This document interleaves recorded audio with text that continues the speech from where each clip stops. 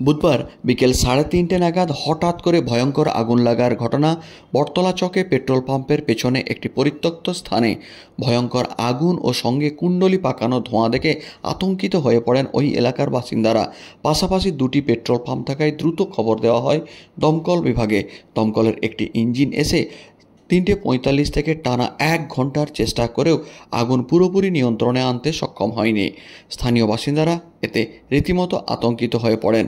স্থানীয় ব্যবসায়ীরা জানাচ্ছেন, বটতলা চক ওই এলাকার একটি পেট্রোল পাম্পের পেছনে পরিত্যক্ত একটি জায়গা রয়েছে।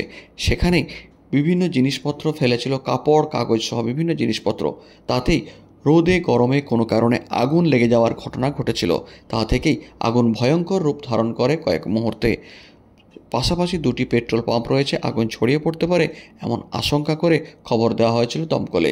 দমকলের একটি ইঞ্জিন টানা চেষ্টা করার পরেও আগুন নিয়ন্ত্রণে আনতে যথেষ্ট বেগ পেতে হয়। ওই এলাকাতে সংলগ্ন দুটি পেট্রোল পাম্প ছাড়াও কিছুটা দূরে আরও দুটি পেট্রোল পাম্প রয়েছে। ফলে আগুন ছড়িয়ে গেলে ভয়ঙ্কর আকার ধারণ করতে পারে।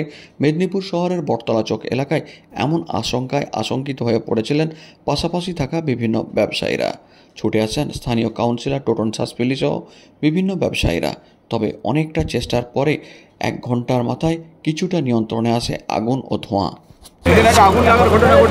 নমস্কার, আমার নাম মুকেশ তুলসিয়ান। আমি এখানকার লোকাল ব্যবসাদার। হঠাৎ দোকান থেকে দেখতে পাই যে প্রচুর একটা আগুন ধরেছে। পিছনে এখানে সামনে দুটো পেট্রোল পাম্প আছে। যে কোনো মুহূর্তে একটা বড় দুর্ঘটনা ঘটে যেতে পারতো। এখন প্রায় 1 ঘন্টা হতে যায়, এখনও আগুন নেভানোর কাজ চলছে। আমরা সঙ্গে সঙ্গে এখানে লোকাল কাউন্সিলর টোটনদাকে ফোন করি এবং দমকলকে ফোন করি। তো এনারা এসে এখন আগুন নেভাবার চেষ্টা করছেন। যে কোনো কারণে বড় দুর্ঘটনা থেকে আজকে মেদিনীপুর শহর যদি পেট্রোল পাম্পে আগুনটা ছড়াতো, মালিককে লোকাল কাউন্সিলর ফোনে যোগাযোগ করার চেষ্টা করছিলেন, ওনাকে পাওয়া হয়নি।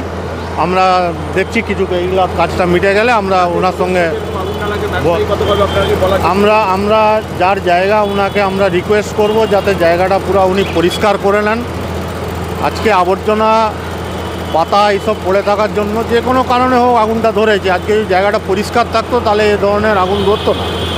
আমরা যার জায়গা ওনাকে রিকোয়েস্ট করব যাতে উনি জায়গাটা খুব তাড়াতাড়ি পরিষ্কার করে আর ভবিষ্যতে যাতে এরকম জিনিস ঘটনা না ঘটে।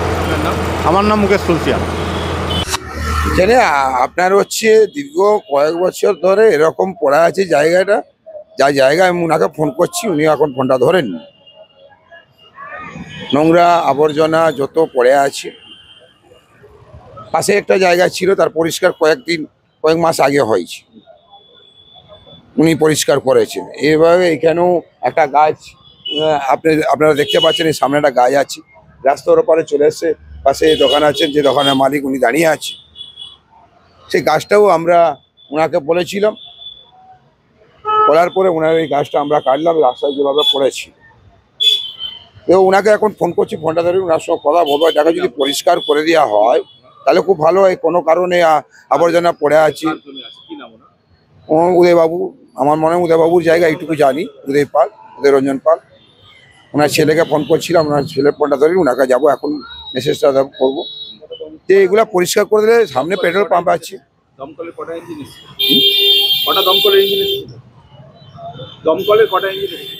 দমকল সঙ্গে সঙ্গে ফোন করার সঙ্গে সঙ্গে এসছেন।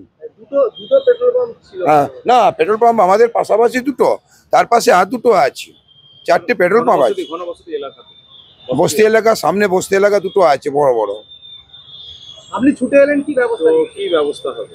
ছুটে এলাম, আমি পড়ে গেলাম, দেখলাম ডিপার্টমেন্টের লোক এসে তারা তার দমকল কাজ করছে। আগুনটাকে নিয়মিত নিয়ে এসছে। ওখানে যে ছেলেগুলো যারা আছে তাদেরকে বললাম তোমরা সরে যাও, তাদের কাজ করতে দাও, তারা কাজ করছে। আগুনটা নেমে গেছে। যে জায়গার মালিক আমি ওনাকে ফোন করেছি, উনি কোনো কারণে ফোনটা আমার রিসিভ করতে পারেনি। আমি ওনার কাছে যাচ্ছি এখন, যে ওনাকে ব্যাপারটা জানিয়ে দিচ্ছি। যে না, আগের বারে সেই রকম এই ব্যাপারে নিয়ে কোনো আগুন এখানটা হয়নি। আগের বারে অন্য কোনো জায়গায় আগুন এসছিল, কিন্তু এইবারে যেটা দেখা গেল, আমি যে নিজের থেকে এলাম, ভেতরে আবর্জনা নোংরা পাতা মাথা এগুলো সব পড়েছিল, সেই কারণে এই আগুনটা হয়েছে আমার মনে হয়। কোনো কারণে ধরেছে। আমার নাম টোটন শাকপুরি, 12 নম্বর ওয়ার্ড কাউন্সিলর টোটন শাক।